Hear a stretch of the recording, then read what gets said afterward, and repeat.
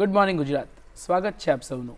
મિત્રો, તમને જો એવું પૂછું કે તમારી સવાર કઈ રીતે પડે છે, તો અમુક વર્ષ પહેલાં આ પ્રશ્નનો જવાબ આપતા કોઈ કહે કે બાયોલોજિકલ ક્લોક છે, જાતે જ ઉઠી જઈએ છીએ. વળી કોઈ કહે કે કુકડો બાન પુકારે ને અમે લોકો ઉઠીએ છીએ. કોઈ વળી કહે કે પ્રભાતિયાના સૂરથી અમે ઉઠીએ છીએ. હવે આજના સમયે અલાર્મ ક્લોકથી ઉઠતા હશે. આમ ધીરે ધીરે આપણા જીવનમાં તકનીક આવી, ટેકનોલોજી આવી અને આપણા ઉઠવાનું, સૂવાનું બધા ક્રમ બદલાતા ગયા. આપણું જીવન બદલાતું ગયું. સોક્રેટિસ નોવેલમાં બહુ સરસ વાત કરી છે કે આ સંસાર પરિવર્તનશીલ છે. એને પરિવર્તનશીલ માનીને જ આપણે જીવન જીવવું જોઈએ. તો જ નવા નવા ગીતો અને કવિતાઓ સ્ફૂરશે, નવા નવા શબ્દો જન્મ લેશે. જુઓ ને, ટેકનોલોજી બદલાઈ અને ધીરે ધીરે શબ્દો આપણા હોઠે વણાતા હોય ને એમ બોલાતા હોય છે. આવા જ ટેકનોલોજીને સમજનાર બે ગુજરાતીઓ પાલનપુરમાં જન્મ્યા અને વિશ્વના અલગ અલગ દેશોની મુલાકાતો લેતા ગયા અને કેવી પરિવર્તન આવી રહ્યા છે આ ટેકનોલોજી ક્ષેત્રમાં એને સમજી અને સજ્જ રહેવા અને બીજાને રાખવા માટે પ્રયત્નશીલ છે એવા આજના બે મિત્રો આપણને ગુડ મોર્નિંગ કહેવા આવ્યા છે. સ્વાગત કરીએ ખેતેશભાઈ અને ચિરાગભાઈ. આ બંનેનું સ્વાગત છે ગુડ મોર્નિંગ ગુજરાતમાં. ટેકનોલોજીની વાત છે, એનર્જીની વાત છે, એક નવા જ ઉત્સાહની વાત છે. ત્યારે પહેલાં તો બધા જ લોકો અત્યારે એઆઈને ઓળખી ગયા છે. લગભગ હવે સવાર પણ એઆઈથી પડવા માંડે, તમને રોબોટ ઉઠાડવા આવે તો ના નહીં એવું પણ કહી શકાય. તમારી સ્લીપ સાયકલ પૂરી થાય ત્યારે જ ઉઠાડવામાં આવે એવું પણ થઈ શકે. એઆઈને બહુ સીમિત ક્ષેત્રથી સમજી રહ્યા છીએ અમે. પણ જો તમારી વાત કરીએ તો તમે કઈ રીતે ટેકનોલોજીને જોઈ રહ્યા છો, તમે જે એપ્લિકેશન બનાવી છે શિક્ષણના બેનિફિટ માટે, એની વાત કરીએ તો ટેકનોલોજીને પરિવર્તિત રીતે તમે જોઈ તે આ કયા ક્ષેત્રની વાતો છે, આ કેટલી સાધ્ય વાત છે કે અસાધ્ય વાત છે, બહુ બધા પ્રશ્ન છે. પણ શરૂઆત તમારી યાત્રાથી કરીએ તો તમારી એપ્લિકેશનની કરીએ વાત, તો શિક્ષણ કેટલું જરૂરી છે? અમે એડ્યુટર એપ જે મારું સ્ટાર્ટઅપ છે જેમાં એઆઈ દ્વારા અમે શિક્ષણમાં શું બદલાવ આવી શકે, અત્યારની જે પરિસ્થિતિ છે, શિક્ષણની જે તકલીફો છે, ચેલેન્જો છે, એને બદલીને અમે જે કહેતા હોઈએ છીએ ઘણીવાર કે તમે જે ટેકનોલોજીની વાત કરી કે લાઈફનો પાર્ટ બની રહી છે, ઉઠવાથી લઈને ઊંઘવાથી લઈને. હવે 5 વર્ષથી 18 વર્ષ સુધી જ્યારે શિક્ષણનો કાળ હોય ત્યારે એનો દિવસ સૌથી વધારે તો શિક્ષણ સાથે જાય છે વિદ્યાર્થીનો. તો એ શિક્ષણમાં એઆઈ શું કરી શકશે? તો જે એક સ્વપ્ન સમાન શિક્ષણની જે દુનિયા દેખવામાં આવે છે ને દરેક, કે દુનિયાના દરેક બાળકને સૌથી ઉચ્ચ ક્વોલિટીનું એની વ્યક્તિગત જરૂરિયાત પ્રમાણેનું શિક્ષણ કે મળે એવી દુનિયા કેવી રીતે પોસિબલ હોઈ શકે?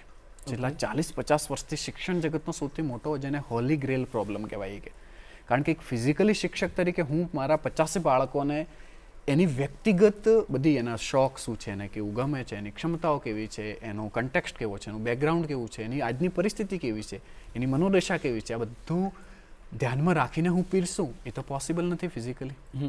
શાયદ આપણે આજે એ પડાવ પર છીએ કે પહેલી વાર એ સ્વપ્નને નજીક સુધી, એના સ્વપ્નની નજીક જતા આપણે જઈ રહ્યા છીએ.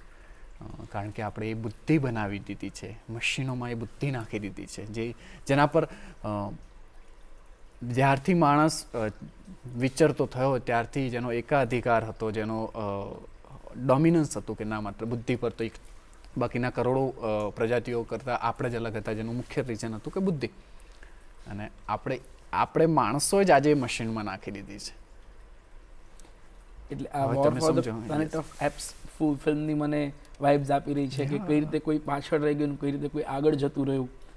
એટલે આ બુદ્ધિની તમે વાત કરી, ઇન્ટેલિજન્સની વાત કરી, જે મશીન્સ પાસે આવતી જાય છે. તમને એવું લાગે છે કે એનો ઉપયોગ એ પોતે એટલી ક્ષમતા સુધી કરી શકે જેટલો માણસ કરી શકે છે? બિલકુલ. એઆઈને લઈને ઘણા બધા વિચારો, કારણ કે એઆઈ આ તો છેલ્લા 3 વર્ષથી જ્યારથી ChatGPT બધાને પહોંચ્યું છે ત્યારથી દુનિયાનો 99% માસ કહી શકાય, જેને પહેલીવાર લોકોએ બધાએ ટચ કર્યું, એને દેખ્યું, એનો ટેસ્ટ લીધો કે કેવું હોય એઆઈ. બાકી એઆઈની જર્ની 60-70 વર્ષની છે. ઘણા બધા ઉતાર ચઢાવ બધું આવ્યું છે. તો એ સમયે જે એઆઈને લઈને કહેવામાં આવતું, જેમ સાયન્સ ફિક્શન પિક્ચરો આપણે દેખતા હોઈએ છીએ કે આવી દુનિયા થઈ જશે, આવી થઈ જશે, બુદ્ધિ મશીનોમાં આપ્યા પછી આપણો કંટ્રોલ નહીં રહે, એ એવું કરશે. પણ પહેલીવાર ટચ કર્યા પછી એઝ અ માણસ જાત, મારે ભણવાથી લઈને, મારે કામ કરવાથી લઈને, મારે કોઈની સાથે કનેક્ટ કરવાથી લઈને, મારે જાણવા, શીખવા, સમજવા, બધી બાબતોમાં એઆઈ મને કેવી રીતે મારી સાથે સંકળાશે, મારી સાથે હળી મળી જશે, એ પહેલી વાર ટચ કર્યું. તો જે પણ 3 વર્ષ દરમિયાન દુનિયાનો અનુભવ છે એ પહેલો છે અને શાયદ આગળની દિશા કેવી હોઈ શકે એનો એક નિશાની છે. અમે શિક્ષણમાં એનો પ્રયોગ કરીને જે મેં તમને વાત કરી, દુનિયાના દરેક બાળકને એ બાળકને જેવું જોઈએ છે એવું શિક્ષણ આપી શકે. પહેલીવાર સૌથી ઇમ્પોર્ટન્ટ વસ્તુ એ છે કે પહેલીવાર શિક્ષકોને આપણે ખરા અર્થમાં ગુરુ બનાવી શકીશું. અચ્છા. એનો મતલબ ગુરુ, જે તમે બહુ સારી રીતે સમજતા હશો કે ગુરુ કે જે એને માર્ગદર્શન આપે છે, એને ધક્કો મારે છે, એને ખેંચે છે. એવું નથી કે એને આ જાણે સાઈન થીટા કોસ થીટા કેવું છે સમજાવવું, એ ગુરુનો અર્થ નહીં, પણ એને આખા જીવનને. તો શિક્ષકો પહેલો એવું સમય આવશે કે જ્યારે શિક્ષકોને આ કામ કરવાના માટેનો સમય મળશે અને આ જ મુખ્ય કામ રહી જશે. તો અમે એ દિશામાં ટેકનોલોજીને બનાવી રહ્યા છીએ. પણ એક વાત એવો પણ ચાલે છે કે શિક્ષકોની આવશ્યકતા શું રહેશે? જો ટેકનોલોજી આટલી સરસ બ્રેઇનવાળી હશે, યસ, તો શિક્ષકોની જરૂર રહેશે ખરી? આ છે ને, આ પ્રશ્ન ખરે અર્થમાં આપણે એવા એંગલથી વિચારવો જોઈએ કે એક આદર્શ શિક્ષક તરીકેનું કામ શું હોવું જોઈએ. પ્લાસીનું યુદ્ધ કેવી રીતે થયું એ ખાલી એને સમજાવવા પૂરતું હોવું જોઈએ? ના. એક બાળકની પાછળ એક હાથ ફેરવનાર વ્યક્તિ હોય, એક હૂંફ હોય, એક માનવીય જે કનેક્ટ છે. હું તમારી જોડે બેસીને મને વાતોની મજા આવે છે, મને ઇન્સ્પિરેશન મળે છે કે નહીં આ વધારે શીખું છું. તો વિચારો કે જે બીજા મિકેનિકલ ટાઈપના કામ કહી શકાય, યાંત્રિક કામો કહી શકાય શીખવાની પ્રોસેસમાં, કે જેમાં એક બાળકને ક્યુરિયોસિટી છે એની રીતે જાણીને શીખીને સમજી શકે, મને અલગ અલગ માધ્યમો દ્વારા શીખવાય, એ બધું એ કરી લેશે. તમે જો એ શીખેલી વસ્તુઓને વધારે રીતે વાગોળવામાં અને મને હજુ પણ એક્સ્ટ્રા ધક્કો, ના ભાઈ તું આજે આટલી કેપેસિટીથી શીખ્યો છે, તારી કેપેસિટી વધાર, કાલ વધાર, એ બાજુ ધક્કો મારો, એ કામ એઝ અ માણસ તરીકેનું માણસ જ કરી શકશે. જે અમારી સ્ટ્રોંગ બિલીફ છે. એટલે અમે આખું ટેકનોલોજીનો જેવો આકાર આપી રહ્યા છે ને શિક્ષણમાં, અમે એમાં મુખ્ય કેન્દ્ર છે અમે ટીચર. અમે ટીચર થકી વિદ્યાર્થીઓ સુધી પહોંચી રહ્યા છીએ. તો એકચ્યુઅલમાં આ એક નાનો હું પોઈન્ટ ઉમેરીશ કે ઘણી જગ્યાએ ઘણી બધી ટેકનોલોજીની મોટી કંપનીઓ જે આખી ઓવરઓલ આ એઆઈને ધક્કો મારી રહી છે, ત્યાં મુખ્ય આ એક શબ્દ વપરાય છે કે દુનિયાના દરેક બાળક માટે પર્સનલ ટ્યુટર હશે. અમે એને રિવર્સ રીતે અપ્રોચ કરી રહ્યા છીએ. જે ટ્યુટર છે એને પર્સનલ બનાવવો છે દરેક માટે. એટલે ટ્યુટરનું સ્થાન અમે ઇરિપ્લેસેબલ બનાવવા માંગીએ છીએ. શિક્ષકનું સ્થાન અમે એનું જરૂરિયાત છે ને સૌથી વધારે ઇમ્પોર્ટન્ટ રહેશે. એવું નથી કે એને બાજુમાં મૂકી રહ્યા છીએ. તો કેવી કેવી ફેસિલિટીઝ કે સુવિધાઓ તમારી એપ્લિકેશન પ્રોવાઈડ કરે છે શિક્ષકને વધારે સારી રીતે ભણાવવા માટે? કે કેવી કેવી ટેકનોલોજી થકી તમે સુવિધા આપો છો બાળકને વધુ સારું ભણવા માટે? કેમ કે તમે વાત કરી કે ચલો ફેસિલિટીઝ છે, યાંત્રિક કામ કરી લેશે, પણ કઈ પ્રકારનું યાંત્રિક કામ? તો એના વિશે જો તમે વધારે વાત કરો તો. જી બિલકુલ. એક શિક્ષક છે તો એના ઢગલો અલગ અલગ ભાગના કામો હોય ત્યારે ભેગું મળીને એનું શિક્ષણ કાર્ય થતું હોય. તો ક્લાસમાં જતાં પહેલાંનો ભાગ હોય, ક્લાસની વચ્ચેનો ભાગ હોય, ક્લાસ પછીનો પણ પ્રોસેસ હોય, તો આખી બધી ભેગી થતી હોય. જાણે હું ક્લાસમાં એક શિક્ષક તરીકે જવું છે, મારે પાઠ ભણાવવાની શરૂઆત કરવી છે, મારે પાઠનું આયોજન જોઈશે, મારા જેવા વિદ્યાર્થીઓ છે, જેવા બેકગ્રાઉન્ડથી આવે છે, મારા ક્લાસની સ્થિતિ છે, મારા સ્કૂલની શું શું સુવિધા છે, મને કેવું ગમે છે, શું આ બધું ધ્યાનમાં રાખીને સરસ મજાનું મને ડિટેલ્ડ એક સરસ મજાનું પાઠ આયોજન મળી જાય, મતલબ 3 પેજનું. મારે બસ નેક્સ્ટ 8 લેક્ચરમાં એ કરીને ધ્યાન રાખીને ભણાવવાનું છે. પછી થયું કે ચલો મારે ડિજિટલ બોર્ડ આપણા ગવર્મેન્ટની બધી સ્કૂલમાં હવે પહોંચી ગયા છે, એનો ઉપયોગ કરવો છે, પીપીટી બનાવી છે. તો જાણે આ એક નાનો એક્ઝામ્પલ છે. અત્યાર સુધી પીપીટી બનાવવી જાણે કેવું છે કે શીખવું પડે અને બહુ ઓછા શિક્ષકો એટલા માટે કરી શકતા કે ઇઝી નહોતું. એઆઈને તમે લખીને સરસ કહી દો તો આપણી એડ્યુટર એપ પર એ છે કે લેસન પ્લાન કર્યા પછી તમે ઇઝીલી પીપીટી બનાવી દો. ટેસ્ટ લેવો છે, ટેસ્ટ મારે કેવો કાઢવો એની પાછળ સમય કાઢવા કરતાં શિક્ષકનો સમય હવે બચશે. તો આ બધા જાણે પ્રી ક્લાસવાળા છે, પછી મારે ભણાવતી વખતે મને પીપીટી ભણાવવું છે, એની વચ્ચે મારે વિદ્યાર્થીઓ સરસ ક્યુરિયોસિટીવાળો ક્વેશ્ચન પૂછો, અથવા મને તમે સમજી લો કે મારે આ પાઠને થોડો નાટક સ્વરૂપે ભજવવો છે, મને એઆઈ મદદ કરશે. મારે વાર્તા બનાવી છે, સેમ એવું ક્લાસ પાછળની પ્રોસેસ. હવે તમે વિચારો કે શિક્ષક છે એને તમે ચાણક્ય લેવલની બુદ્ધિના એક એને સહાયક આપી દીધા, જેમના આવા બધા કામ કરી શકે. હવે શિક્ષક ખરેખર સુપર પાવર ફીલ કરશે ને? તો અમે કામ કરી રહ્યા છે જ્યાં બધું આ શિક્ષકો કરી શકે છે. વિદ્યાર્થીનો નજરિયો આવે તો વિદ્યાર્થીને ભણવાની વસ્તુની જરૂર છે. એવું વિચારો કે કોઈ બુદ્ધિ મતલબ આઈન્સ્ટાઈન તમને આવીને તમારા ડાઉટનો સોલ્વ કરાવડાવે. વાહ, વિચાર જ કેટલો બળકટ છે. યસ.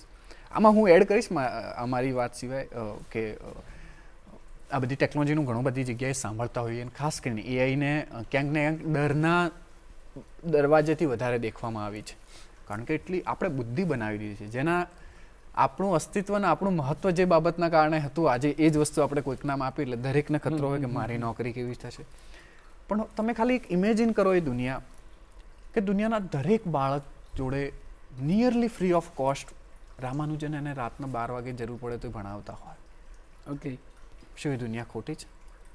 દુનિયાના દરેક વ્યક્તિ જોડે દુનિયાના સૌથી બુદ્ધિશાળી ડૉક્ટરો ભેગા કરી દીધા હોય એવા ડૉક્ટર મારે જરૂર પડે રાતના 11 વાગે ગામડામાં બેઠો હોય અને એ વ્યક્તિને ડૉક્ટર હાજર હોય, તો શાયદ પહેલી વાર આપણે ખરા અર્થમાં કહી શકાય કે ડ્રીમ વર્લ્ડની નજીક જઈ રહ્યા છીએ. તો અમે હંમેશા એ એંગલથી દેખી રહ્યા છીએ, આશાવાદથી દેખી રહ્યા છીએ અને અમે અમારો એ કન્ટ્રીબ્યુશન કરવા માગીએ છીએ કે એ ડ્રીમ લેન્ડ, એ જે સ્વપ્નની દુનિયાની નજીક કેવી રીતે જલ્દી પહોંચી શકીએ અને બેટર વેમાં પહોંચી શકીએ, એના કોઈ ખરાબ પાસાઓના વચ્ચે આવે. ઓકે, પણ જ્યારે આ ટેકનોલોજીની વિદ્યાર્થીઓની વાત થાય છે ત્યારે એક ભણી રહેલ વિદ્યાર્થી આપણી સાથે છે, તો આપણે ચિરાગભાઈને પ્રશ્ન પૂછીએ કે ચિરાગ, સ્કૂલ બોર્ડ ડસ્ટર ચોકની દુનિયામાંથી ધીરે ધીરે સ્માર્ટ બોર્ડની દુનિયા આવી ગઈ, તમારી જનરેશન એ લકી રહી કે ચલો અહીંયા પહોંચ્યા, હજુ આગળ જઈ રહ્યા છીએ, તો આ બધી યાત્રામાં ભણવા કરતાં ટેકનોલોજી તરફ રુઝાન કઈ રીતે વધતું ગયું અને કઈ રીતે તારી જર્નીની શરૂઆત થઈ? ઓકે, થોડી લાંબી સ્ટોરી થશે. અમે સાંભળી લઈશું. ઓકે, નાનપણથી જ જ્યારે હું પહેલાં બીજા ધોરણમાં હતો ને પહેલી વખત સ્માર્ટફોન દેખેલો ને ત્યારથી જ મને એમાં બહુ રસપ્રદ લાગેલી વસ્તુ. અને જ્યારે મને બહુ ઓછો સમય મોબાઈલનો મળતો જ્યારે હું નાનો હતો ત્યારે, પણ એ જ્યારે પણ હું મળતો ત્યારે અલગ અલગ વસ્તુ ફેંચતો, ચેક કરતો શું હશે એવી રીતનો.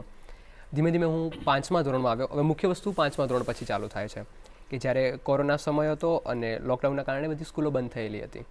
તો એ વખતે શાળાના શિક્ષકોએ અલગ અલગ વોટ્સએપ ગ્રુપ બનાવેલા કે જેની અંદર શિક્ષણની સામગ્રી મૂકી શકે કે જેનાથી વિદ્યાર્થીઓ ભણી શકે, મતલબ કે એમનું કંઈક પ્રોસેસ ચાલુ રહે, સાવ અટકી ના જાય કોરોના દરમિયાન.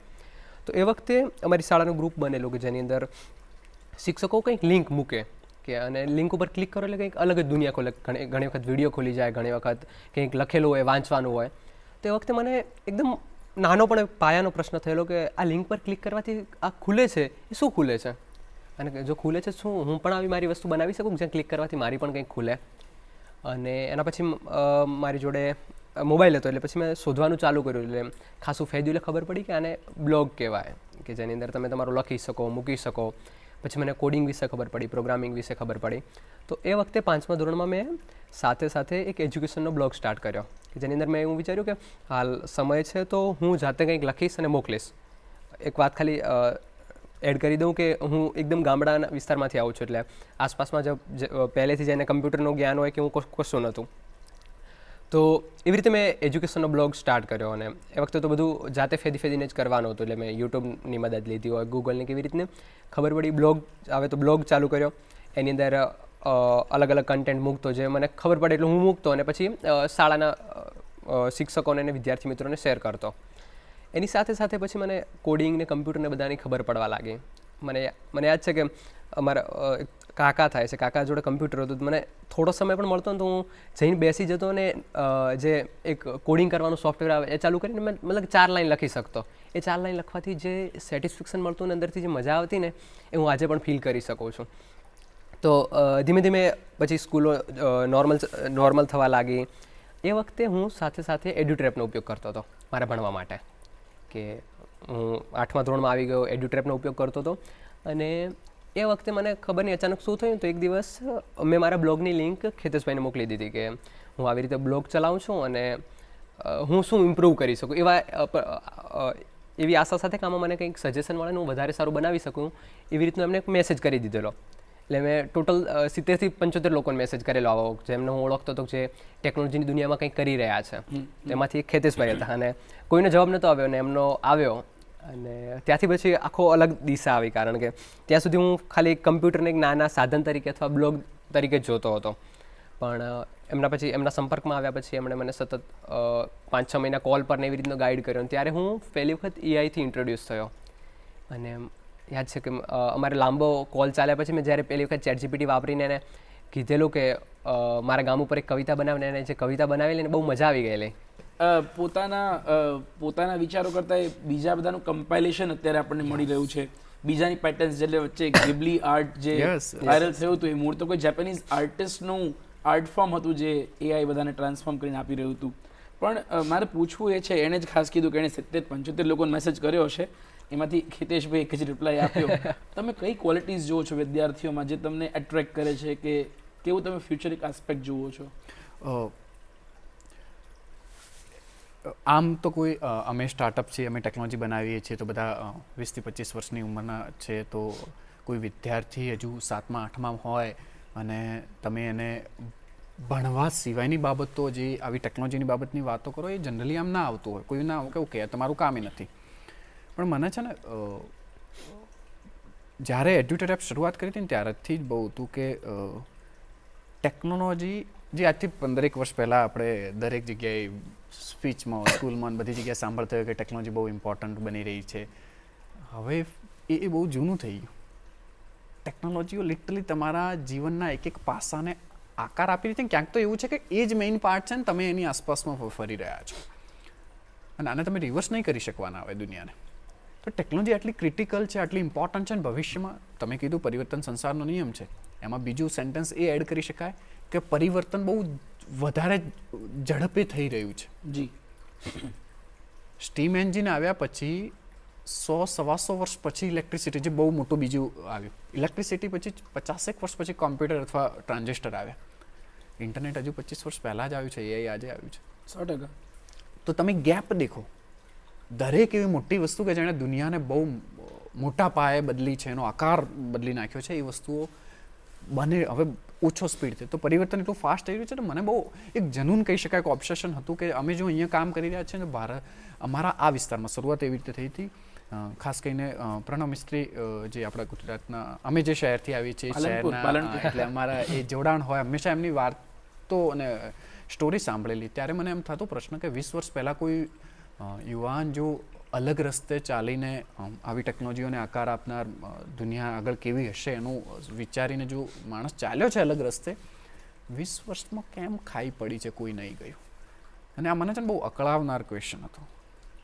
કેમ લોકો આવા અલગ રસ્તે, ખાસ કરીને ટેકનોલોજી જે આટલી ક્રિટિકલ છે, આટલી ઇમ્પોર્ટન્ટ છે, કેમ આપણે અહીંથી કોઈ નથી કરી રહ્યા? તો મારા માટે મિશન જાણે એડ્યુટરની સાથે એક લાઈફ મિશન બની ગયેલું છે ને એકચ્યુઅલમાં દિવસે ને દિવસે હું જીવી રહ્યો છું કે ગુજરાત છે તો આ જેટલી ફ્રન્ટિયર ટેકનોલોજીઓ કહેવાય. ફ્રન્ટિયર ટેકનોલોજી એટલે એવી ટેકનોલોજીઓ કે જે ભવિષ્યને આકાર આપવામાં સૌથી મોટો ભાગ ભજવશે. એઆઈ ડેફિનેટલી આપણે બુદ્ધિ બનાવી દીધી છે. તો આવી રોબોટિક્સ છે જેમાં આગળ તમે જે શરૂઆત ઇન્ટ્રોડક્શનમાં કર્યું કે અને કહેવાય છે કે 2035 સુધી દુનિયામાં 1 અબજ હ્યુમનોઇડ હશે, જે વ્યક્તિઓની સાથે હરેક ઘરમાં આવા હશે. ફ્યુઝન જેવી એનર્જીના ટેકનોલોજીઓ છે. બ્રેઇનને સીધું ઇન્ટરનેટ અથવા એઆઈ સાથે કનેક્ટ કરો. રોકેટ છે, કારણ કે પૃથ્વીથી બહાર જવું એટલું જ ઇમ્પોર્ટન્ટ થઈ જશે આપણા માટે. તો આ બધી ટેકનોલોજીઓને બનાવનાર વ્યક્તિઓ અહીંથી કેમ નહીં? સ્ટીવ જોબ્સ, ઇલોન મસ્ક હંમેશા આપણે વાંચીને પેલું કરતા હોઈએ, કેમ એ ક્વેશ્ચન્સ બહુ ઊંડાણથી નથી થતો કે આપણા આ વિસ્તારમાંથી ઊભા કરવા હશે તો શું કરવું પડશે? બસ મેં કીધું હું મારા તરફથી અમે શું કરી શકીએ છીએ. હું સ્ટાર્ટઅપ ચલાવું છું, ટેકનોલોજીની દુનિયામાં રહું છું, એ જનૂન સાથે જીવું છું, તો હું કરું. બસ ત્યાંથી મને જ્યારે પણ કોઈ આવા યંગ કે અલગ એક્સેપ્શનલનો મતલબ હોય છે કે જે 99% ચાલે છે એનાથી અલગ રસ્તે ચાલીને કંઈક કરી રહ્યા છે એક્સ્ટ્રા, તો બસ આવા કોન્સ્ટન્ટ નજરમાં રાખતા રહીએ છીએ. 3 વર્ષ પહેલાં, 2.5 વર્ષ પહેલાં જ્યારે ચિરાગ મળ્યો, પછી ચિરાગને અમે એ થરાદથી દૂર એનું એક ગામ છે, રિમોટ વિસ્તાર છે, ત્યાંથી પછી પાલનપુર અમે બોલાવી દીધેલો. અને 2.5 વર્ષથી મારી જોડે મારી ઓફિસમાં જ રહીને 24 કલાક કામ કરી રહ્યા છે. એટલે તમે યંગ બ્રિગેડ તૈયાર કરવાની. ડેફિનેટલી. ચિરાગ એ શરૂઆતનો સ્પાર્ક હતો, એક જ્યોત હતી કે આવી રીતે થઈ શકે. અને ચિરાગની જર્ની પછી મને ઇન્સ્પિરેશન છે કે ના, આને મારે સ્કેલ કરવું છે. ગુજરાત સ્તર પર શું આવા લોકો ઊભા કરી શકાય છે આ બધી ફ્રન્ટિયર ટેકનોલોજી માટે? ઉત્તમ વિચાર છે અને એની જરૂર પણ છે. દર્શક મિત્રો, આવી જ આપણે વાત કરવાના છીએ ચિરાગ અને ખેતેશભાઈ સાથે. પણ હાલ સમય થયો છે વિરામનો. વિરામ બાદ ફરી મળીશું ગુડ મોર્નિંગ ગુજરાતમાં.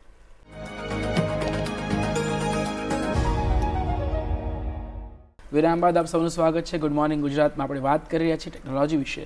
આપણે વાત કરી રહ્યા છીએ ભવિષ્યના ટેકનોસેવી અને અત્યારે જે ટેકનોલોજી પર કામ કરી રહ્યા છે એવા ખેતેશ અને ચિરાગ સાથે. ત્યારે મિત્રો, કુતૂહલ જન્મે મગજમાં જ્યારે તમે ભવિષ્ય વિશે વિચારો, કેમ કે ત્યાં આપણને અવકાશ મળે છે. અવકાશ વિચારો મૂકવાનો, નવી વસ્તુઓ મૂકવાનો. હવે અવકાશની વાત કરીએ તો સ્પેસ કેટલી બધી કુતૂહલતાથી ભરેલું હશે, અને એ સ્પેસ સૌથી વધુ કુતૂહલ હોય વિદ્યાર્થી એને મળી જાય એક્સપેરિમેન્ટ કરવા તો કેવું. ચાલો જઈએ મોરબી અને તેના વીર પરની એક સ્કૂલની વિઝિટ કરીએ જેના વિદ્યાર્થીઓ અને અવકાશનો એક નોખો જ સંબંધ બંધાઈ રહ્યો છે.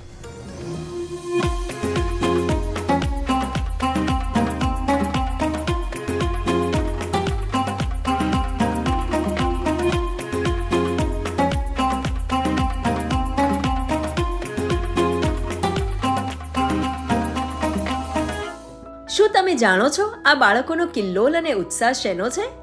અરે આ બધા તો સજ્જ છે અંતરિક્ષના સફરની અનુભૂતિ કરવા. પણ એ કેવી રીતે? આ પ્રોગ્રામની અંદર મોબાઈલ પ્લાનેટોરિયમ દ્વારા બાળકોને સ્પેસની સફર કરાવવામાં આવે છે. મોબાઈલ પ્લાનેટોરિયમ મતલબ કે એક જગ્યાએથી બીજી જગ્યાએ ઇઝીલી આપણે એને મૂવેબલ કરી શકાય છે અને માત્ર 30 મિનિટનો સમય લાગે છે આ પૂરા સેટઅપ કરવા માટે. આ સેટઅપની અંદર સ્પેરિકલ મિરરનો ઉપયોગ કરવામાં આવે છે જે પ્રોજેક્ટર દ્વારા પ્રોજેક્શન મારી 360 ડિગ્રીમાં આ ફૂલ ડોમ થિયેટર બને છે કે જેની અંદર 3D માં બાળકોને સ્પેસની વિઝિટ કરાવે છે. બાળકો પોતે સ્પેસમાં ફરતા હોય એવી એમને ફિલિંગ્સ આવે. તો આ છે મોરબીના નાનકડા વીરપર ગામની સ્કૂલ ઓફ એક્સલન્સ અંતર્ગત નોમિનેટેડ સરકારી પ્રાથમિક શાળા. આ છે એ મોબાઈલ ડોમ જેમાં બાળકોને અંતરિક્ષની ઉડાન કરાવી રહ્યા છે યુવા એન્જિનિયર જયદીપભાઈ ચાવડા. આવો જાણીએ આ ડોમમાં શું છે ખાસ. ઇન્ટરનેશનલ સ્પેસ સ્ટેશન છે, સોલાર સિસ્ટમ છે, જંગલ ટૂર છે, આવા વગેરે જેવા વિડીયોથી બાળકોને वाकिफ કરવામાં આવે છે. जो एस्ट्रोनॉमी है, इंटरनेशनल स्पेस स्टेशन क्या है, सारी खगोलीय घटना कैसे बनती है, ऐसा एक पोर्टेबल प्लानिटोरियम के थ्रू हमने सारा नॉलेज प्रोवाइड किया है. जैसे बच्चों को भी इससे प्रेरणा मिलती है कि हम भी बड़े होके एक एस्ट्रोनॉट बने. अभी गुजरात सरकार ने ज्वाइंट सैटरडे बैगलेस डे अंतर्गत सैटरडे को ऐसा किया है, तो इस हिसाब से हमारी शाला में अभी एक दादू फाउंडेशन की ओर से स्पेस का कार्यक्रम रखा गया. उसमें स्पेस के सारे आयामों जैसे कि स्पेस में अवकाश यात्री क्या क्या करते हैं, उसको क्या दिक्कत होती है, वहाँ जाके वो कैसा कौन सा कार्य करते हैं, उसका पहरवेश कौन सा रहता है. उस कार्यक्रम में मोबाइल प्लेनेटोरियम के माध्यम से सभी विद्यार्थियों को अंतरिक्ष यात्रियों के कपड़े पहनाकर अंतरिक्ष में जाने का अनुभव देने के लिए अंतरिक्ष स्पेस अंतर्राष्ट्रीय स्पेस शटल की सभी माहिती प्रदान करते हुए बहुत ही गहरे अनुभव में ले जाने का प्रयत्न किया गया. આવો બાળકોને પણ પૂછીએ તેમનો અંતરિક્ષ ઉડાનનો અનુભવ કેવો રહ્યો. મારી એક ઈચ્છા છે કે હું આગળ જઈને ખૂબ ભણું ગણું અને સાચે જ એક અંતરિક્ષ યાત્રી બનીને મારા ગામનું, મારા ઘરનું અને મારા માતા પિતાનું નામ રોશન કરું. તે જે ડોમ હતું તેમાં મેં પ્રવેશ કર્યો ત્યારે મેં અદ્ભુત નજારો જોયો, જાણે હું અંતરિક્ષમાં આવી ગઈ હોઉં. ત્યાં મને ઘણું બધું શીખવા મળ્યું. ત્યાં માણસ કેવી રીતે રહે છે, કેવી તકલીફો ભોગવે છે, કેવી રીતે ત્યાંથી પસાર થાય છે, તે બધું મેં જોયું. મારી પૃથ્વીનો નજારો ત્યાંથી કેવું સુંદર લાગે છે અને અદ્ભુત લાગે છે. જ્યારે મેં તેમાંના અંતરિક્ષ યાત્રીનો એક પહેરવેશ જોયો, પોશાક જોયો, ત્યારે તો મને એમ જ થયું કે શુભાંશુ શુક્લા અમારી શાળામાં આવ્યા છે અમને મળવા માટે. ત્યારે મને ફીલ થયું કે મારે પણ મારા દેશનું, મારા ગામનું, મારા માતા પિતાનું અને મારી શાળાનું નામ રોશન કરી અને મારે પણ એક અંતરિક્ષ યાત્રીની સફર કરવી છે. નવી શિક્ષણ નીતિ 2020 અનુભવ આધારિત જ્ઞાન પર ભાર આપે છે.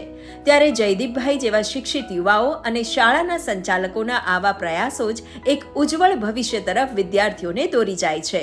इसका श्रेय हमारे वड़ा प्रधान श्री नरेंद्र मोदी को दिया जाता है. उसने शुभांशु शुक्ला के साथ लाइव बात की थी और उस बात के दौरान उसने बताया कि मेरे छोटे छोटे बच्चे भी आपकी तरह अंतरिक्ष यात्री बने और वो भी उसकी ओर सोचने लगे. दादू फाउंडेशन संस्था ने आज यहाँ आकर हमारे गांव के बच्चों को अंतरिक्ष की उड़ान भराई और सभी बच्चों को अंतरिक्ष कैसा होता है वो फील कराया और कितने सारे बच्चे तो उत्साहित होकर वो सोचने लगे कि वो भी बड़े होकर शुभांशु शुक्ला जैसे अंतरिक्ष यात्री बनना चाहते हैं. આ શિક્ષકો વિદ્યાર્થીઓના જીવનમાં અને વિકસિત ભારતના નિર્માણમાં યોગદાન આપી રહ્યા છે, કારણ કે આજના વિદ્યાર્થીઓ દેશનું ભવિષ્ય છે. આપણે સ્પેસની વાત કરીએ, સ્ટોરેજ, આપણે જે કીધું ટેકનોલોજી કેટલી જલ્દી બદલાય છે. ફ્લોપી ડિસ્ક આવી, એના પછી CD, DVD, pen drive, hard drive, cloud. એટલે ફ્લોપીનો સ્પાન તો બહુ ટૂંકો રહ્યો, સીડીનો એનથી ટૂંકો, ડીવીડી એનથી ટૂંકી, તો એ ઘટતું જાય છે. ટેકનોલોજી બહુ સ્પીડમાં બદલાય છે. આ બદલાવને સ્વીકારે તો છે બધા લોકો, પણ છતાં એક ડરનો માહોલ રહેતો હોય છે. એટલે હું કહું કે ઘણા બધા લોકો આજે પણ, હું ક્રિટિસાઇઝ નથી કરતો, પણ કોમ્પ્યુટરને છે ને ટાઈપરાઇટરની જેમ વાપરે છે. અને સેમ પ્રશ્ન ઉપસ્થિત થવાનો છે એઆઈને કઈ રીતે વાપરવું એની સામે. તો હું એવું વિચારતો હતો 3 વર્ષ પહેલાં જ્યારે પ્રણવભાઈ કે મિહિરભાઈને સાંભળ્યા ત્યારે કે આવું તો કંઈ શક્ય છે કે મારા ભાગનું તમે લખી કાઢો, પણ 3 જ વર્ષમાં એ લખાઈ ગયું તો આખું ડાયમેન્શન ચેન્જ થઈ ગયા. તો શું લખણપટ્ટી સુધી જ સીમિત રહેવાનું છે કે તમે એના આગળના શું એપ્લિકેશન્સ જોઈ રહ્યા છો? બહુ ઇમ્પોર્ટન્ટ છે, ખાસ કરીને દરેક વ્યક્તિને આ અસર કરે છે.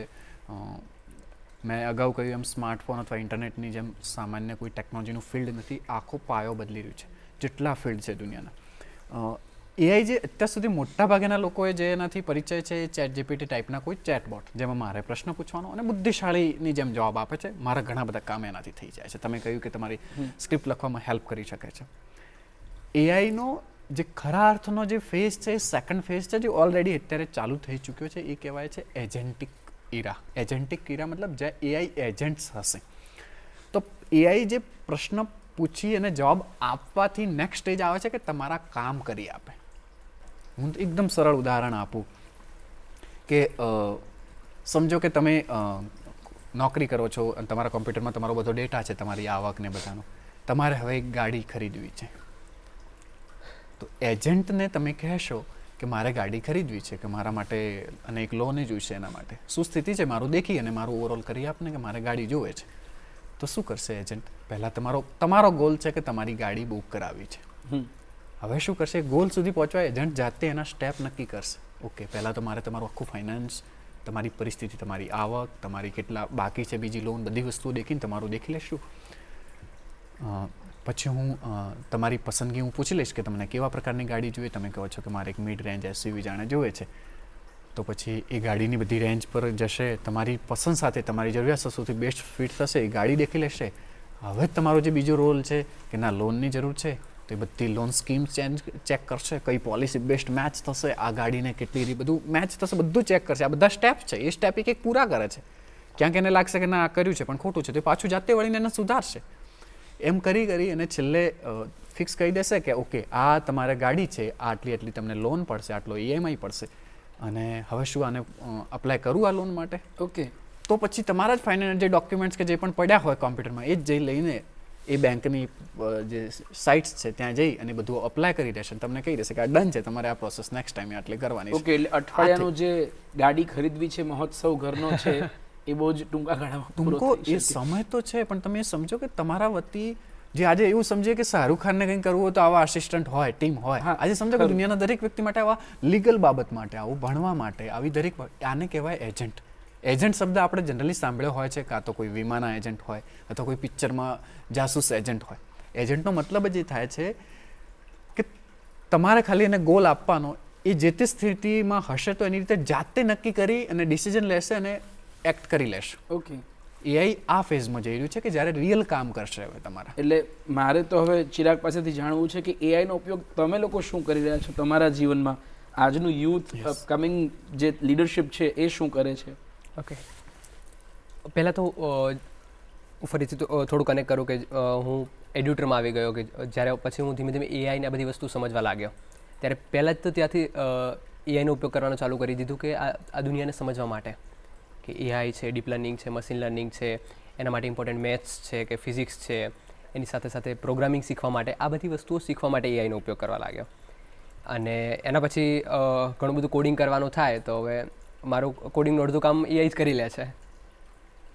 તો કોડિંગ ઇટ સેલ્ફ વેરી જટિલ અમારા માટે તો છે જ, કેમ કે અમે લોકો અમારા સિલેબસમાં આગળ ભણ્યા નહોતા.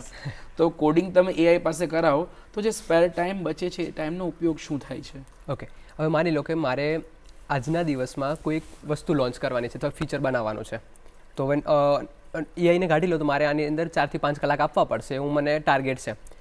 હવે હું ત્યાં એઆઈને લાવું છું અને એઆઈની મદદથી એ કામ મારું કલાકની અંદર થઈ જાય છે, તો મને એક્સ્ટ્રા 3 થી 4 કલાક મળ્યા. તો એ 3 થી 4 કલાકની અંદર હું મારી જાતને વધારે કઈ રીતે ઇમ્પ્રૂવ કરી શકું, અથવા તો મને કોઈ વસ્તુ બહુ ફેસિનેટ કરે છે, મને કોઈ બીજી પ્રવૃત્તિ અથવા બીજા કોઈ ટોપિકની અંદર રસ છે, તો એના વિશે હું વધારે શીખી શકું અને એની અંદર ઊંડાણમાં જઈ શકું.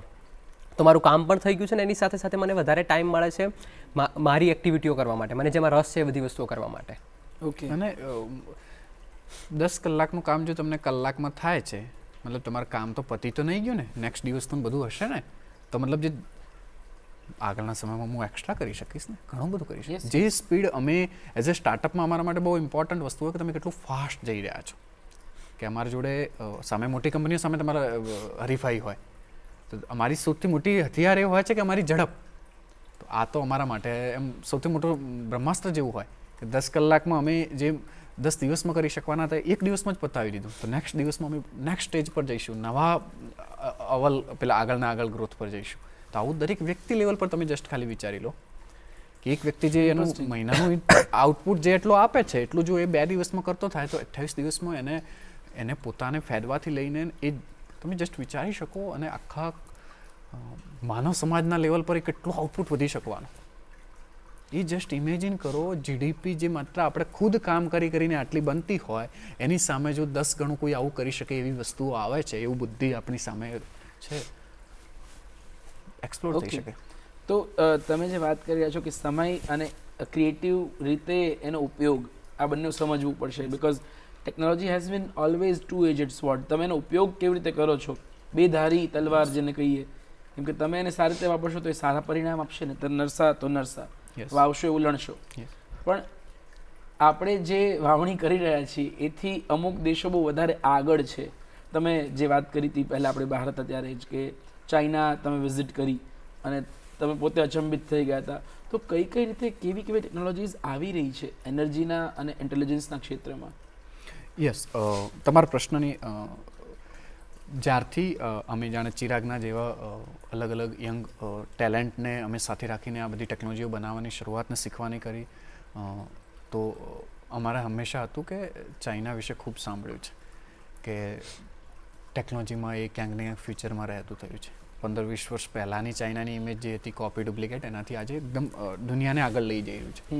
અને સદનસીબે એવું થયું કે 10-15 દિવસ પહેલાં જ અમારે ચાઇનાની સૌથી મોટી હેકાથોન કહેવાય ટેકનોલોજીની સ્પર્ધા 5 દિવસની હતી અને એમાં અમે સિલેક્ટ થઈ ગયેલા. હું ચિરાગ ત્યાં ગયેલા અને નસીબ કેટલી સરસ વસ્તુ કે તમે માત્ર વિઝિટ નથી કરતા, ચાઇનાનો સૌથી બેસ્ટ ટેલેન્ટની વચ્ચે તમને 5 દિવસ રાખવામાં આવ્યા છે.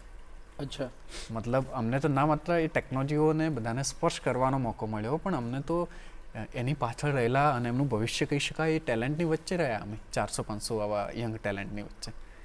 તો આપણી વાત થતી હતી કે અંદરથી તમને હલાવી દે ક્યાંક ને ક્યાંક. જે ગતિએ ચીન છે, અમેરિકા છે, આ બધા દેશો ગતિ કરી રહ્યા છે, જે સ્પીડે જઈ રહ્યા છે, સવાલ કોઈ એક આર્થિક ગ્રોથ બાબતે નથી કે અથવા કોઈ નવું શહેર કેટલું ફાસ્ટ બની રહ્યું છે એની બાબતે નથી, પણ આ ટેકનોલોજી છે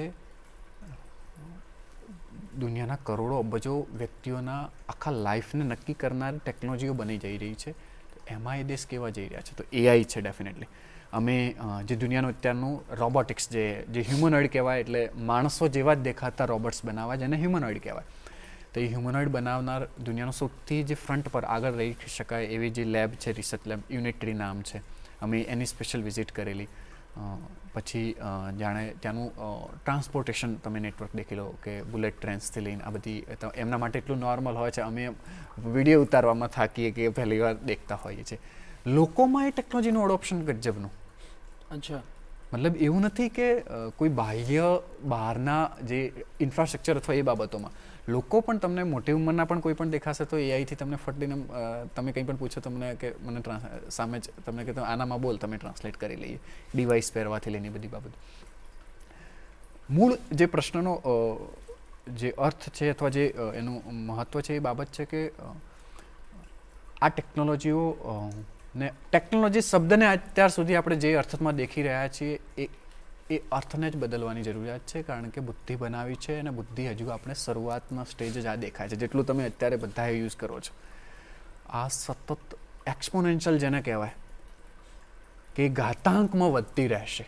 ઓકે, જે બદલાવ 50 વર્ષ લેતા હતા એ હવે 2 મહિના અથવા 1 વર્ષમાં થશે. અમે તો એ સેન્ટરમાં રહીએ છીએ તો અમને ખબર છે ઇન્સેન જે શબ્દ વપરાય છે, ગાંડ પણ કહી શકાય, સ્પીડ બદલાઈ રહ્યું છે.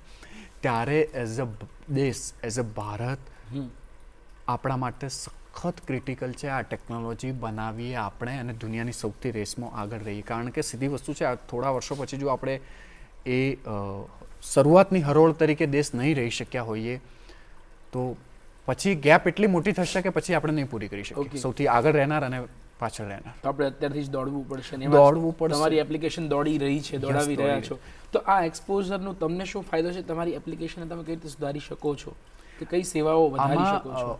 એપ્લિકેશન લેયર પર ડેફિનેટલી અમે એકચ્યુઅલમાં શું હતું કે ટેકનોલોજીની જે સ્પર્ધા હતી ને ત્યાં અમારા જે પ્રોજેક્ટ જે આઈડિયા પર અમે બિલ્ડ કરવાનું હતું એકચ્યુઅલી એવું છે કે આજથી 4-5 વર્ષ પહેલાં દુનિયામાં અનલિમિટેડ ઇન્ટેલિજન્સ થઈ જશે. વિચારો, દુનિયામાં બુદ્ધિમત્તા દરેક વ્યક્તિ જોડે ક્લિક પર આઇન્સ્ટાઈન લેવલની છે.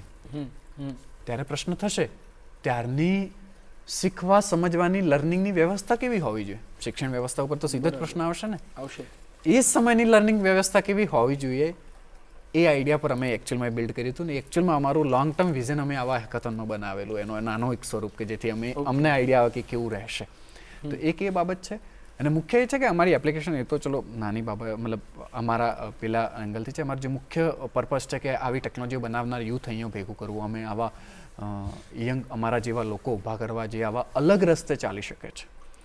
તો સૌથી મોટી ઇન્સ્પિરેશન અમને, સૌથી મોટી તાકાત અમને અંદરથી ત્યારથી ફીલ થઈ કે ના, આપણે ત્યાં જઈએ 2-5 વર્ષમાં શાયદ એવું હોવું જોઈએ કે અહીંથી 50 પ્રણવ મિસ્ત્રી ઊભા કરી શકીએ.